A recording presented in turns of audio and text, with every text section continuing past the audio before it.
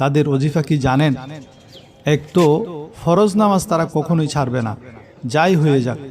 তাদের সবচেয়ে ফ্যাশনেবল মেয়েও যদি থাকে, একেবারে আধুনিক ধরনের মেয়েও যদি থাকে, নামাজের সময় হলে লম্বা চাদর গায়ে দিয়ে নামাজ পড়ে নিবে।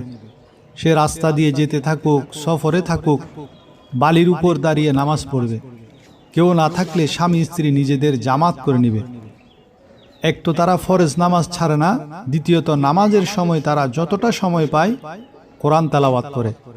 তাহলে কোরআনের চেয়ে বড় ওজিফা, উত্তম ওজিফা আর কোনটি হতে পারে? আর তারপর হুজুর সাল্লাল্লাহু আলাইহি ওয়াসাল্লাম যে দোয়াগুলা শিক্ষা দিয়েছেন, সংক্ষিপ্ত দোয়া, সেগুলো তারা পড়তে থাকে। যেমন সুবহানাল্লাহ, আলহামদুলিল্লাহ, আল্লাহু আকবার, এসব তারা পড়ে। যেমন হুজুর সাল্লাল্লাহু আলাইহি ওয়াসাল্লাম দোয়া শিক্ষা দিয়েছেন, আল্লাহুম্মা আনতাস সালাম ওয়া মিনকাস সালাম তাবারাকতা ইয়া যাল জালালি ওয়াল ইকরাম।